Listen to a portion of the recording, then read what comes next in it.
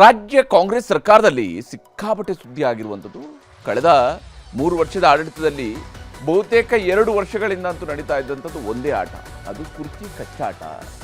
ಈಗ ಈ ಕುರ್ಚಿ ಕಚ್ಚಾಟದ ಫೈನಲ್ ಆಟ ದೆಹಲಿಯಲ್ಲಿ ನಡೆಯೋದಂಥದ್ದು ತೀರ್ಮಾನ ಆಗಿದೆ. ಹೈಕಮಾಂಡ್ ಅವರು ಮುಖ್ಯಮಂತ್ರಿ ಹಾಗೂ ಉಪಮುಖ್ಯಮಂತ್ರಿ ಜೊತೆಗೆ 10ಕ್ಕೂ ಹೆಚ್ಚು ಸಚಿವರನ್ನ ಕರೆಸ್ಕೊಳ್ತಾ ಇದ್ದಾರೆ.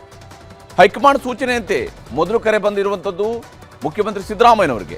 ಅದಾದ ನಂತರ ಒಬ್ಬೊಬ್ಬರಿಗೇ ಕರೆ ಬರೋದಕ್ಕೆ ಶುರುವಾಗಿದೆ. ಈಗ ಮುಖ್ಯಮಂತ್ರಿ ಉಪಮುಖ್ಯಮಂತ್ರಿ ಇಬ್ಬರು ಕೂಡ ದೆಹಲಿಗೆ ಹೋಗಿದ್ದಾರೆ. ಬರೀ CM DCM ಇಬ್ಬರೇ ಹೋಗಿಲ್ಲ, 10ಕ್ಕೂ ಹೆಚ್ಚು ಸಚಿವರು ಕೂಡ ದೆಹಲಿ ಫ್ಲೈಟ್ ಹತ್ತಿದ್ದಾರೆ. ಸಂಪುಟ ಪುನಾರಚನೆ ಮಾಡಬೇಕು ಅಂತ ಹಠ ಹಿಡಿದಿರುವ ಸಚಿವಾಕಾಂಕ್ಷಿಗಳು ಕೂಡ ನಮಗೊಂದು ಅವಕಾಶ ಸಿಗಲಿ ಅಂತ ಹೇಳಿ ದೆಹಲಿಗೆ ಹೋಗಿದ್ದಾರೆ. HAL ಏರ್ಪೋರ್ಟ್ನಿಂದ ಮುಖ್ಯಮಂತ್ರಿ ಸಿದ್ದರಾಮಯ್ಯ ಹಾಗೂ ಸಚಿವರುಗಳ ಜೊತೆಗೆ ವಿಶೇಷವಾದಂತಹ ವಿಮಾನದಲ್ಲಿ ಹೋದರು. ಕೆಂಪೇಗೌಡ ಏರ್ಪೋರ್ಟ್ನಿಂದ DCM DK ಶಿವಕುಮಾರ್ ದೆಹಲಿಗೆ ಹಾರಿದರು. ಇಬ್ಬರು ಬೇರೆ ಬೇರೆ ಎದ್ದಾಗಿ ಹೋಗಿದ್ದಾರೆ, ದೆಹಲಿಗೆ ತಲುಪ್ತಾ ಇದ್ದಾರೆ. ಅಂದಾಗೆ ಈ ಸಲ ದೆಹಲಿಗೆ ಹೋಗ್ತಿರೋದ್ರಲ್ಲಿ CM ಆಪ್ತರೇ ಹೆಚ್ಚಿನ ಸಂಖ್ಯೆಯಲ್ಲಿ ಇದ್ದಾರೆ. ಸತೀಶ್ ಜಾರಕಿಹೊಳಿ ಅವರು, doctor G Parameshwar, doctor SC Mahadevappa, Zameer Ahmed Khan, Priyank Kharge, MB Patil, KJ George, K Venkatesh, Byrathi Suresh, TB Jayachandra, AS Ponnanna, PM Narendra Swamy, Raghavendra Hitnal, C Puttarangashetty, BR Patil, ಹಾಗೆಯೇ ಅಶೋಕ್ ಪಟ್ಟಣ್ ಮತ್ತು ಬೇಳೂರು ಗೋಪಾಲಕೃಷ್ಣ, ಹೀಗೆ ಶಾಸಕರುಗಳು ಸಚಿವರುಗಳು ಮುಖ್ಯಮಂತ್ರಿಯವರ ಜೊತೆಗೆ ದೆಹಲಿ ಪ್ರಯಾಣವನ್ನು ಮಾಡ್ತಾ ಇದ್ದಾರೆ.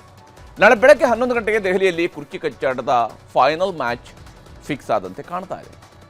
ದೆಹಲಿಗೆ ತೆರಳುವ ಮೊದಲು ಮುಖ್ಯಮಂತ್ರಿ ಸಿದ್ದರಾಮಯ್ಯ, DCM DK ಶಿವಕುಮಾರ್ ರಾಜ್ಯದಲ್ಲಿ ನಡೀತಾ ಇರುವಂತಹ ರಾಜಕೀಯ ವಿದ್ಯಮಾನಗಳ ವಿಚಾರಕ್ಕೆ ಸಂಬಂಧಪಟ್ಟಂತೆ ಮಾತನಾಡ್ತಾನೆ ದೆಹಲಿಗೆ ಕರೆದಿದ್ದಾರೆ. ಹೋಗ್ತಾ ಇದ್ದೀವಿ ಅನ್ನುವಂಥ ಮಾತನ್ನು ಹೇಳ್ತಾ ಇದ್ದಾರೆ ಹೊರತು ಎಕ್ಸಾಕ್ಟ್ ಆಗಿ ಏನಲ್ಲಿ ನಡೆಯೋದಿದೆ ಅನ್ನೋದ್ರ ಬಗ್ಗೆ ಗುಟ್ಟು ಬಿಟ್ಕೊಡ್ತಾ ಇಲ್ಲ. I am invited to Delhi.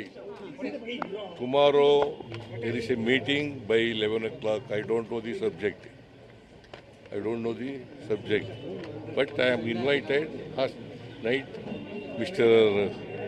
Venugopal called me and intimated me the date and meeting.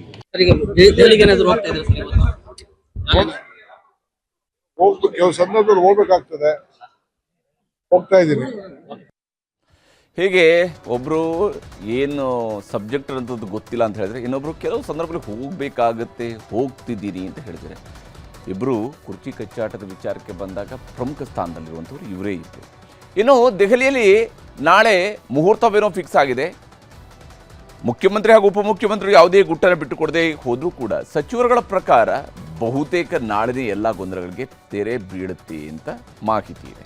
ಯಾಕಂದರೆ ಲೋಕೋಪಯೋಗಿ ಸಚಿವ ಸತೀಶ್ ಜಾರಕಿಹೊಳಿ ಅವರು ಕೂಡ ಈಗಾಗಲೇ ತಮ್ಮ ಅಭಿಪ್ರಾಯವನ್ನು ವ್ಯಕ್ತಪಡಿಸಿದ್ದಾರೆ.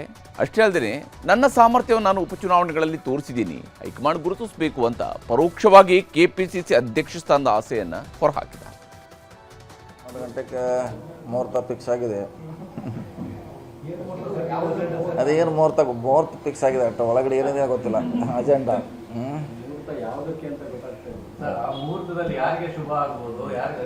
ಅದು ನಮ್ಮ ಕಡೆ ಇಲ್ಲ, ಆ ಲೆಕ್ಕ ನಮ್ಮ ಕಡೆನಿಲ್ಲ. ಏನು ನೀವೇ ಹೇಳ್ಬೇಕು, ಏನು ನಮಗೆ ಗೊತ್ತೆ.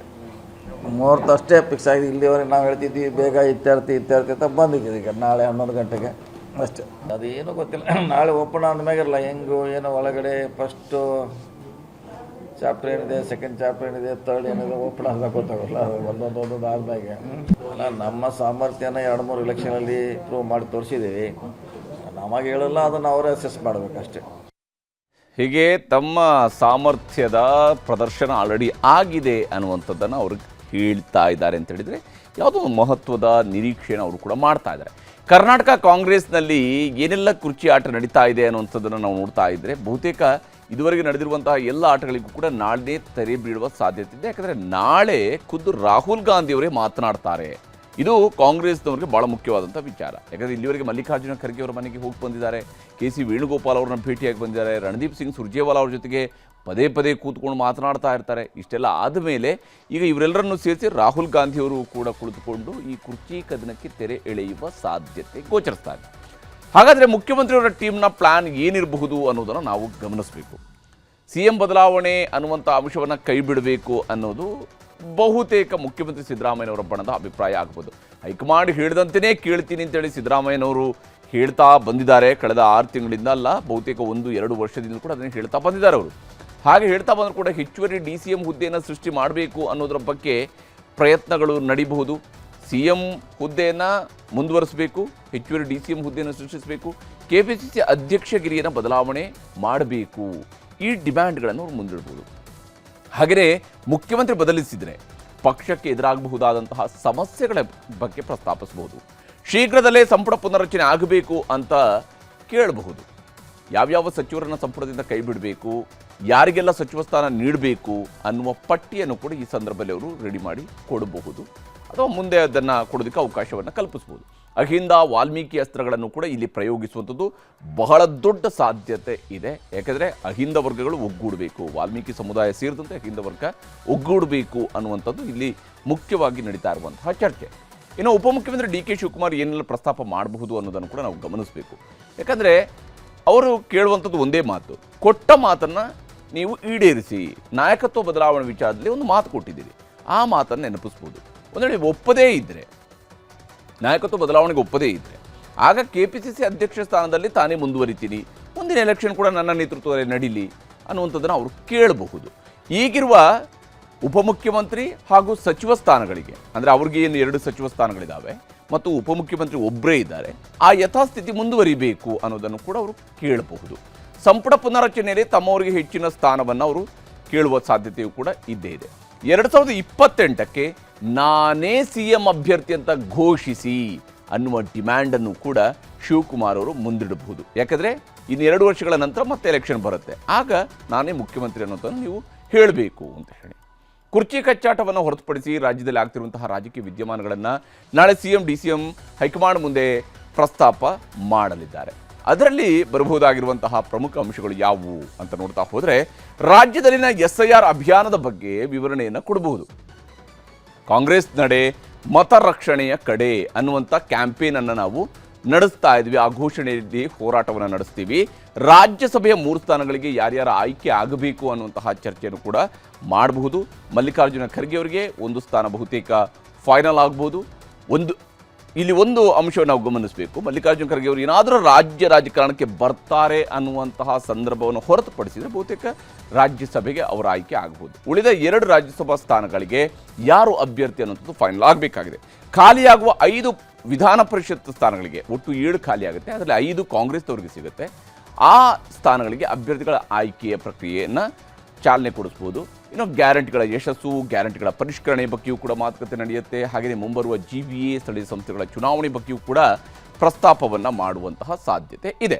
ನಾಯಕತ್ವ ಬದಲಾವಣೆ, ಸಂಪುಟ ಪುನರ್ರಚನೆ ವಿಚಾರಗಳೇ ನಾಳೆ ಹೈಲೈಟ್ ಆಗಲಿರುವಂಥದ್ದು ಬಹುತೇಕ ನಿಶ್ಚಿತ. ಈ ಸಲ ರಾಹುಲ್ ಗಾಂಧಿಯವರು ನಾಯಕರುಗಳ ಜೊತೆಗೆ 1-to-1 ಮೀಟಿಂಗ್ ಮಾಡ್ತಾರಾ ಅಥವಾ ಎಲ್ಲರನ್ನ ಜೊತೆ ಸೇರಿಸಿ ಮೀಟಿಂಗ್ ಮಾಡ್ತಾರಾ ಅನ್ನುವಂಥದ್ದು ಬಹಳ ಕುತೂಹಲದ ಸಂಗತಿ ಇರುವಂಥದ್ದು. CM ಸಿದ್ದರಾಮಯ್ಯ ಹಾಗೂ DCM DK ಶಿವಕುಮಾರ್ ಜೊತೆಗೆ ಪ್ರತ್ಯೇಕವಾಗಿ ರಾಹುಲ್ ಗಾಂಧಿ ಅವರು ಮೊದಲಿಗೆ 1-to-1 ಮೀಟಿಂಗ್ ಮಾಡ್ತಾರೆ ಅನ್ನುವಂಥದ್ದು ಕಾಂಗ್ರೆಸ್ನಲ್ಲಿ ಹರಿದಾಡ್ತಾ ಇರುವಂತಹ ಮಾತು. ಅದೇ ಆಗಲೇಬೇಕು ಅಂತೇನೂ ಇಲ್ಲ ನಾಳೆ. ಆಮೇಲೆ ಇಬ್ಬರನ್ನು ಒಟ್ಟಿಗೆ ಕೂರಿಸ್ಕೊಂಡು ಸಭೆ ಮಾಡ್ತಾರೆ.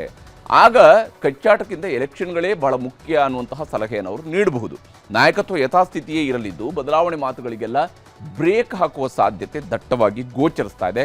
ಕುರ್ಚಿ ಕದನಕ್ಕೆ ಬ್ರೇಕ್ ಹಾಕಿ ಒಗ್ಗಟ್ಟಿನಿಂದ ಕೆಲಸ ಮಾಡುವಂತೆ ಮತ್ತು ಪಕ್ಷವನ್ನು ಮತ್ತೊಮ್ಮೆ ಅಧಿಕಾರಕ್ಕೆ ತರುವಂತೆ ನೀವು ಕೆಲಸ ಮಾಡಬೇಕು ಅನ್ನೋದ್ರ ಬಗ್ಗೆ ಅವರು ಮಾತನಾಡಿ ಕಳಿಸುವ ಸಾಧ್ಯತೆ ಜಾಸ್ತಿ ಇದೆ.